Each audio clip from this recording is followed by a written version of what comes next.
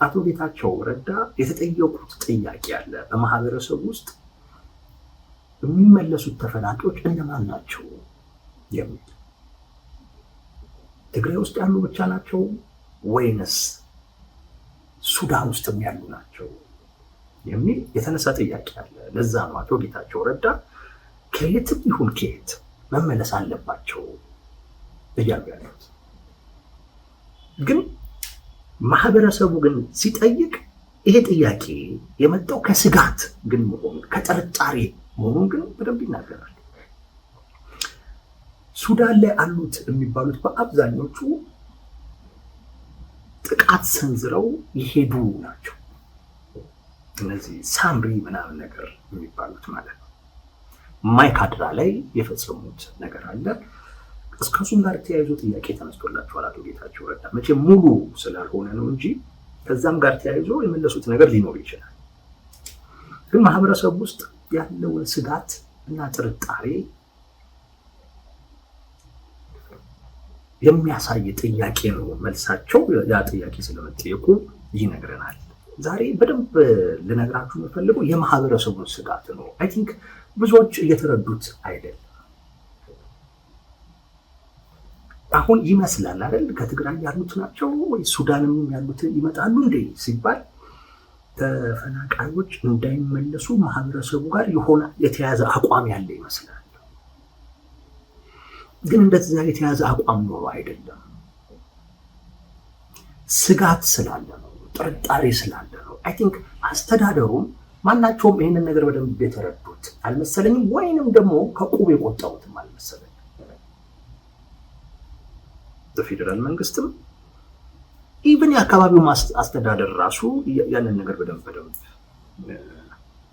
እንትን ያሉላቸው የያዙላቸው አልመሰለኝም። የማህበረሰቡን ስጋት አስተዳደሩ ራሱ በሚገባ የወከለላቸው አይመስለኝም።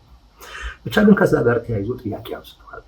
ሱዳንም ያሉት ሊመጡ ነው የሚል አንድ፣ ሁለት፣ በጦርነቱ ወቅት የተፈናቀሉት ብቻ ናቸው ወይንስ ይሄ አካባቢ በቲፒኤልኤፍ ሲተዳደር በነበረበት ወቅትም የተፈናቀሉትን ጭምር የሚልም ተነስቷል።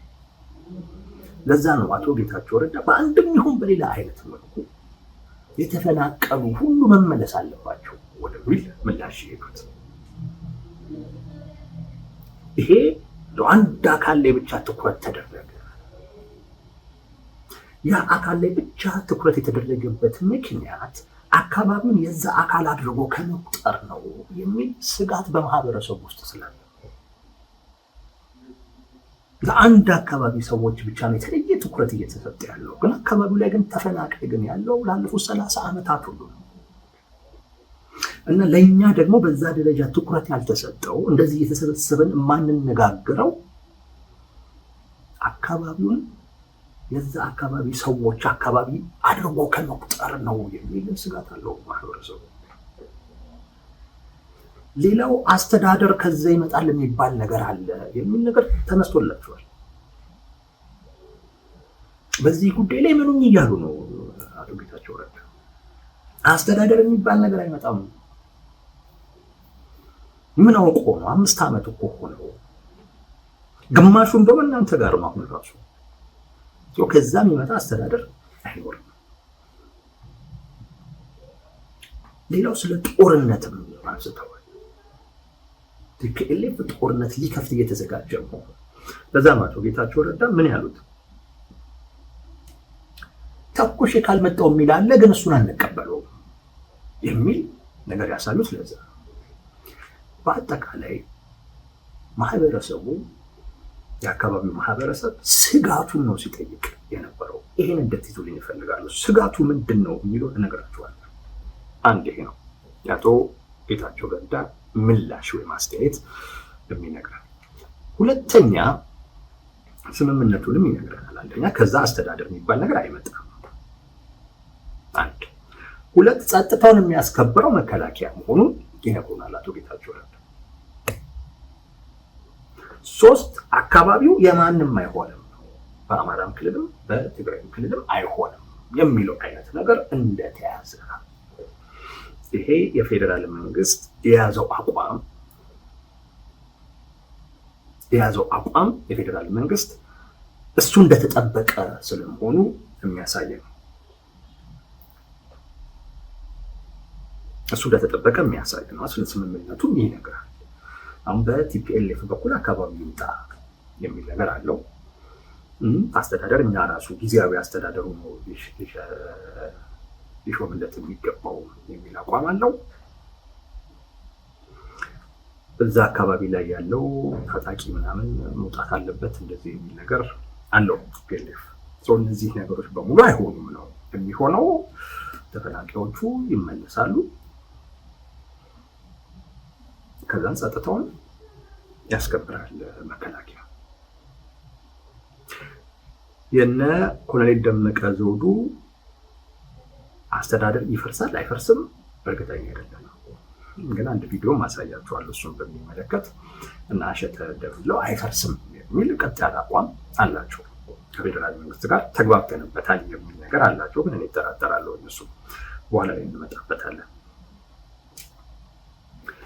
ሶስተኛው ቅድም እንዳልኳችሁ የአቶ ጌታቸው ረዳ ምላሽ የሚነግረን ነገር መድረኩ ለምን እንደተፈለገ ነው።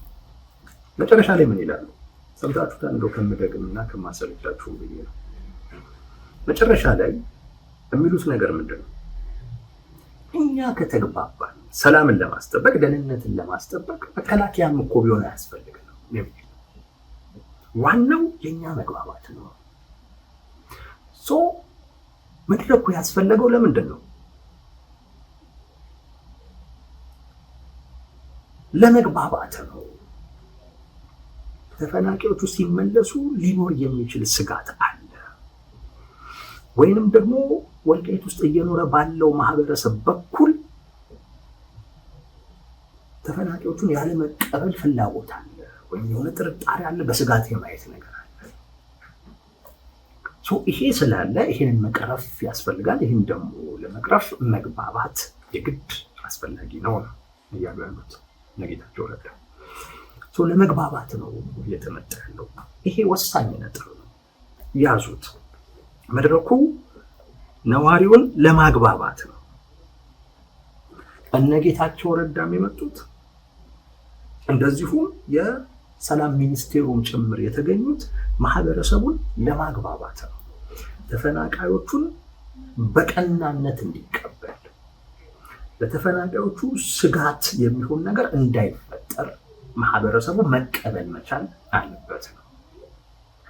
ለዛ ነው የመጣው አቶ ጌታቸው ረዳ እንደዚሁም ሚኒስቴሩ የተገኙት ማህበረሰቡን ለማግባባት ነው። ይሄን ያዙልኝ። ዋነኛው ጉዳይ ይሄ ነው። መድረኩ የተፈለገው ለማግባባት ነው ማህበረሰቡ። የማህበረሰቡ ስጋት ምንድን ነው? ብዙዎች ይሄን አልተረዱት። ማህበረሰቡ ማናቸው የሚመለሱት እያለ የሚጠይቀው መቅደም እኮ ያለበት ነገር እኮ መቅደም አለበት። ቅደም ተከተል እኮ ያስፈልገዋል። የህዝብ ለህዝብ ግንኙነት ይቅደም። እንዲህ አይነት ነገሮች የሚያነሱት የተጠያቂነት የካሳ ጉዳይ የሚያነሱት አንድ ትልቅ ስጋት ስላላቸው፣ ያ ስጋት ምንድን ነው? ብዙዎችን አልተረዱትም። ይሄ ስጋት አንድ ወደፊት ይኖራል ብለው ከሚያስቡት ጦርነት ጋር የተያያዘ ነው። አንድ ሁለተኛ፣ በተጨባጭ ተፈናቃይ የተመለሰባቸው አካባቢዎች ላይ ካዩት ተሞክሮ የመነጨ ነው። እንዲሁ ከጥላቻ አይደለም፣ እንዲሁ ተፈናቃዮች መመለስ የለባቸውም ከሚል አይደለም።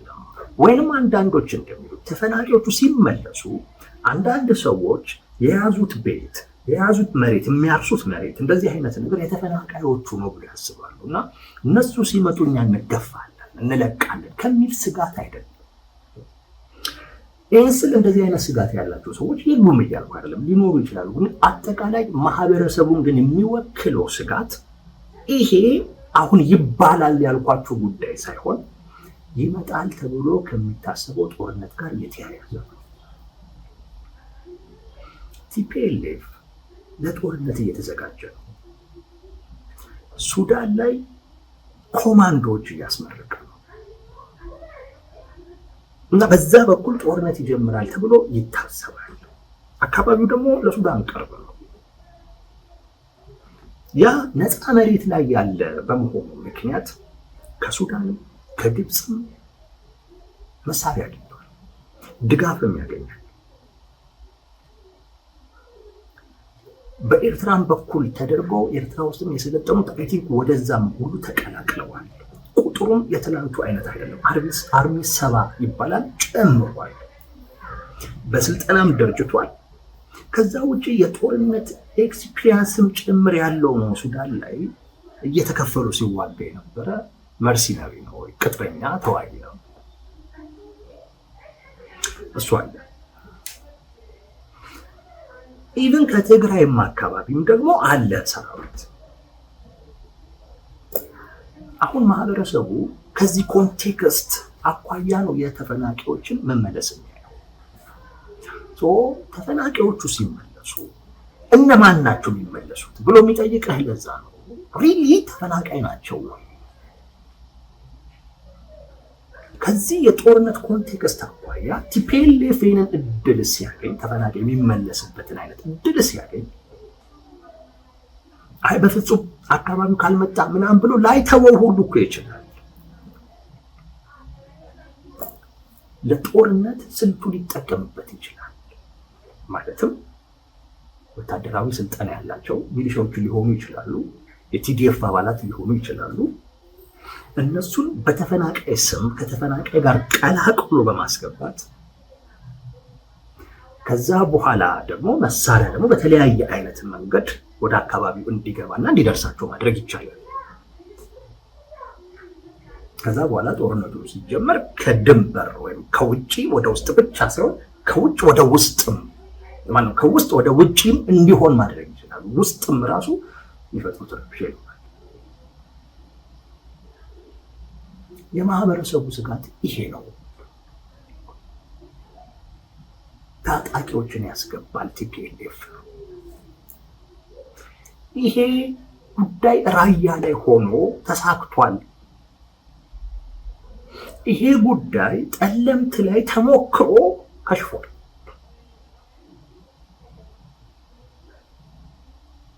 ራያ ላይ ስለሆነው ነገር አቶ ጌታቸው ረዳ ራሱ ተናግሯል። ሚሊሻ እያስገቡብን እያበላሹብን ብሎ ራሱ ተናግሯል። ጠቅላይ ሚኒስትር አብይ አህመድ ፓርላማ ላይ ተናግረውታል። አይደገምም እንዲህ አይነት ነገር። ተፈናቃይ በመመለስ ሂደት ውስጥ ራያ ላይ የተሰራ ስህተት አለ፣ ሌላ ቦታ ላይ አይደገምም ብሏል። ያን ስህተት ለማረም አልሞከሩ ሌላ ችግር እንዳይፈጠር ግን ሌላ ቦታ ግን አይደገምም የሚለው ራያ ላይ ችግር ነበር። መንግስት ያመነው የክልሉ በወቅቱ የነበረው ጊዜያዊ አስተዳደር ያመነው ትክክለኛ ስጋት ነው። እኔም እንደዛ ነው አንደርስታንድ ማድረጋቸው።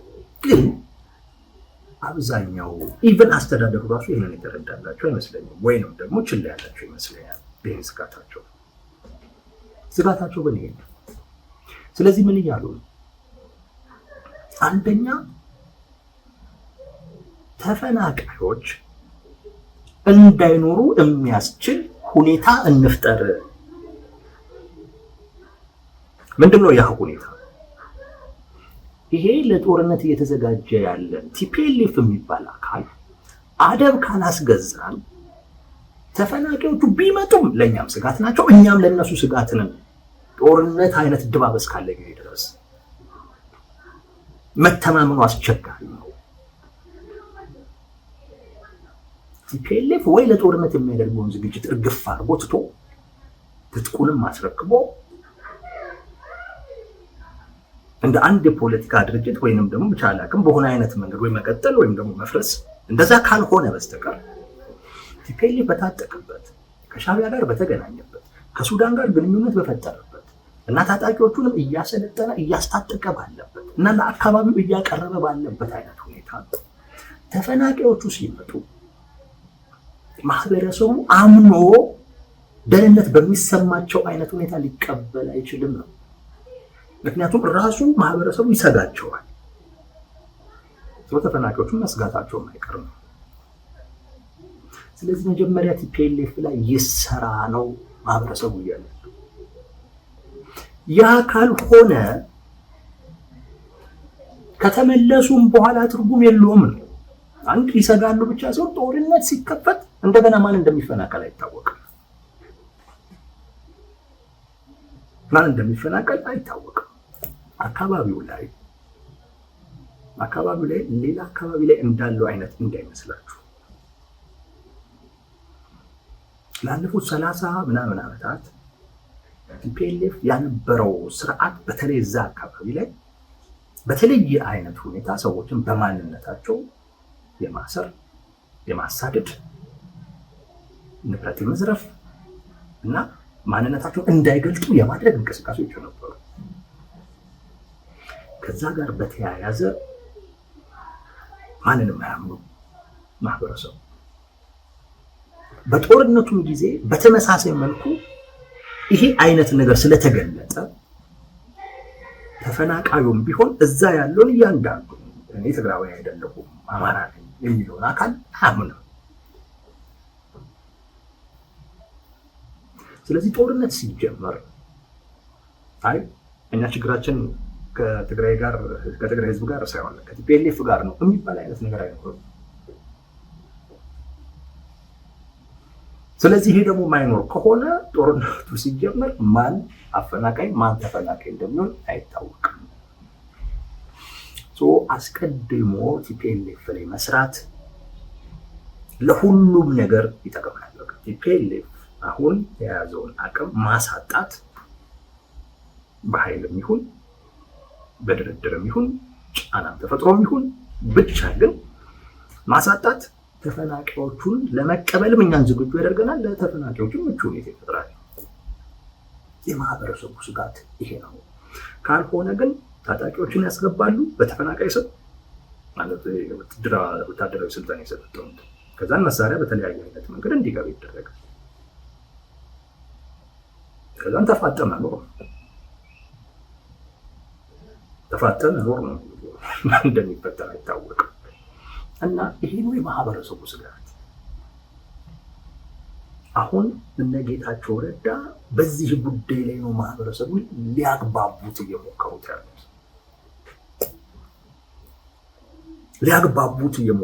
በዚህ ጉዳይ ነው። ተመልከቱ። እና ኮሎኔል ደመቀ ዘውዱ አይደሉም እና እሸተ ደምለው ብቻ አይደሉም። ጉዳዩ ከአካባቢው አስተዳደር በላይ ሆኖ ከፌደራል መንግስት በሚኒስቴሩ ድረስ ሁሉ መምጣት ጀምሯል።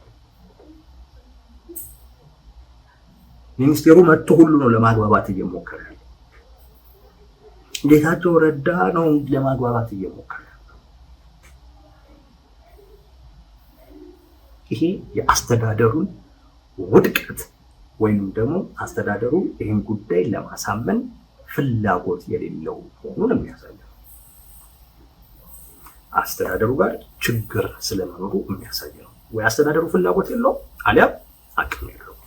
በእኔ በኩል ፍላጎት ያለ አይመስለኝም። ይህንኑ ስጋት እነሱን የሚጋሩት ይመስለኛል።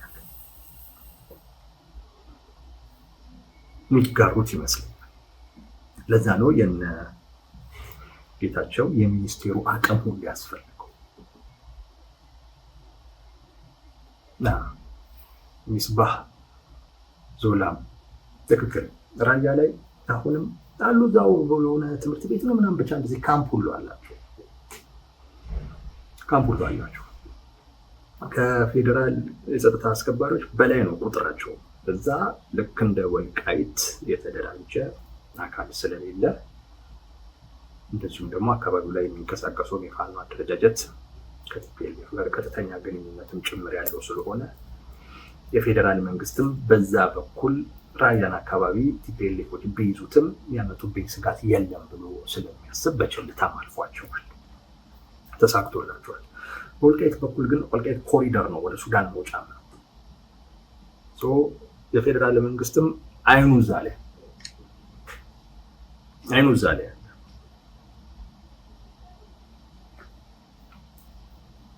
ለዛ ነው ትንሽ አስቸጋሪ የሆኑ እስከዛሬ ድረስ ሳይሳካ የቆየው ተሞክሮ ማያውቅ ወደ ወልቃይት።